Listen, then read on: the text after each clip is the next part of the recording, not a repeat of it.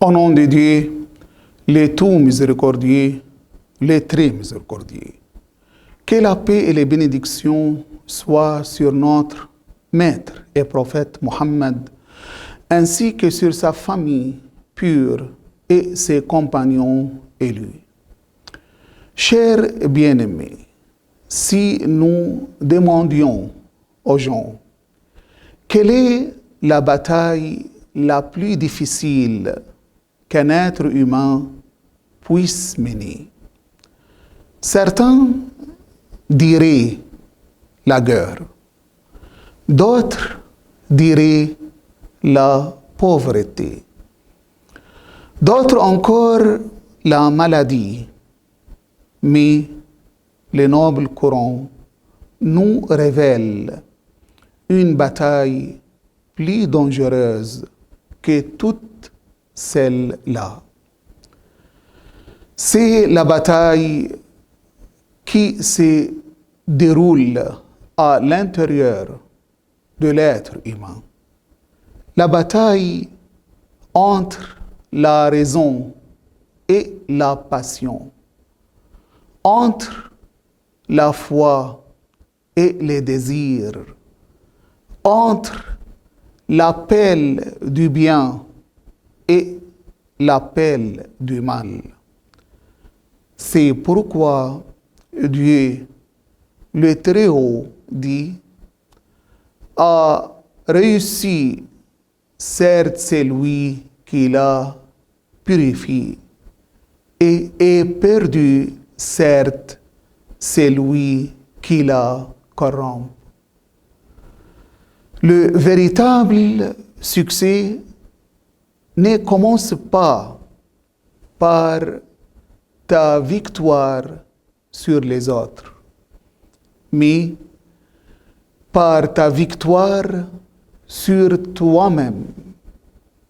C'est pourquoi il est rapporté que le messager de Dieu, paix sur lui et sur sa famille, accueillit une troupe revenue d'une des expéditions et dit: bienvenue à un peuple qui a accompli le petit djihad, mais il leur reste le grand djihad. On demanda: quel est donc le grand djihad, ô messager de Dieu? Il répondit, paix sur lui et sur sa famille, le djihad contre soi-même. Peut-être que certains se demandent pourquoi le djihad contre soi-même est-il le plus grand djihad? Parce que ton ennemi extérieur peut être vaincu une seule fois, mais ton âme revient au combat chaque jour. Aujourd'hui, elle t'appelle à la colère. Demain, au mensonge. Après-demain, à l'envie. Puis au regard illicite. Puis à la paresse dans la prière. Puis à l'orgueil envers les gens. C'est une bataille qui ne se termine qu'avec la fin de la vie. Chers bien-aimés, avez-vous déjà vu comment on dompte un lion? Au début, il est féroce, n'accepte aucun ordre, ne se soumet à personne et peut fondre sur son dompteur à tout moment. Pourtant, le dompteur ne désespère pas. il recommence encore et encore, jour après jour, mois après mois, jusqu'à ce que cette sauvagerie se transforme en obéissance et cette impulsion en discipline. Et si on le laissait sans entraînement pendant des jours, sa nature première reviendrait. Il en est de même pour l'âme. Si tu la laisses à ses désirs, elle dévorera ta religion et ta morale. Si tu la négliges, elle te mènera où elle veut, pas où Dieu veut.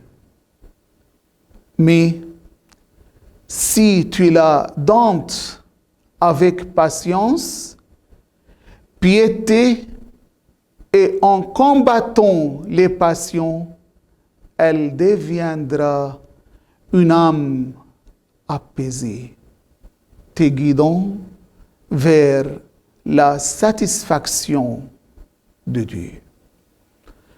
C'est ainsi que nous comprenons la profondeur étonnante des paroles de l'émir des croyants, l'imam Ali, paix sur lui.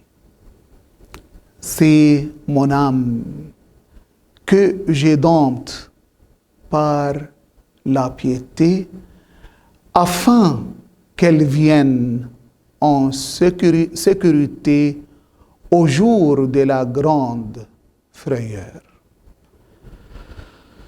Il n'a pas dit « je la répare », ni « je la discipline », mais il a dit « je la dompte ».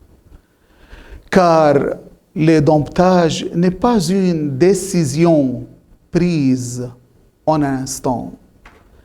C'est un effort quotidien, une longue patience et une lutte incessante.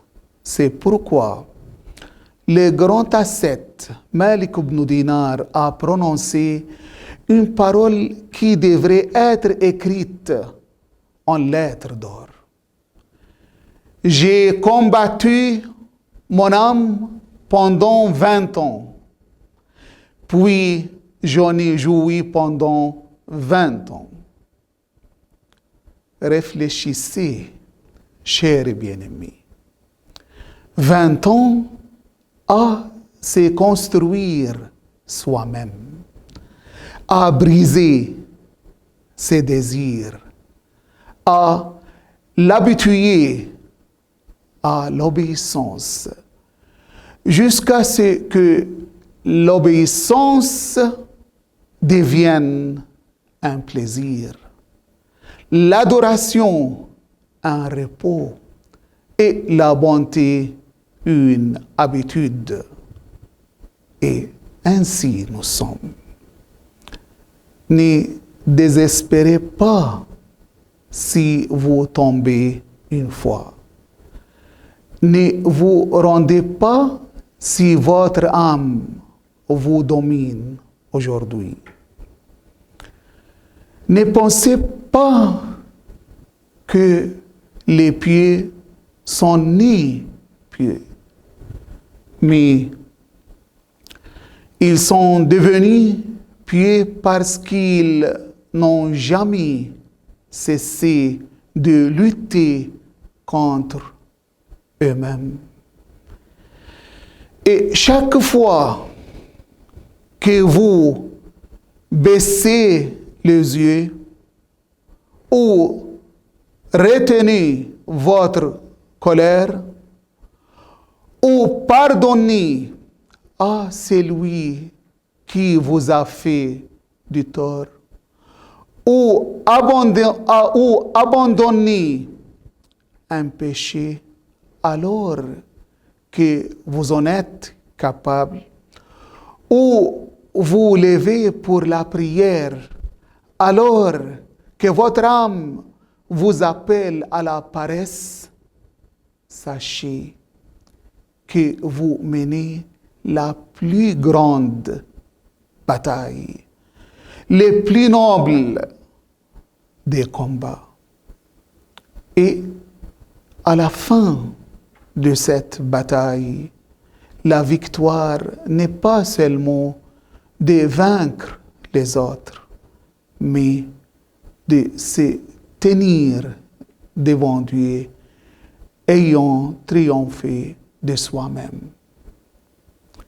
A réussi, certes, c'est lui qui l'a purifié, et est perdu, certes, c'est lui qui la corrompt. Et louange à Allah, Seigneur des mondes.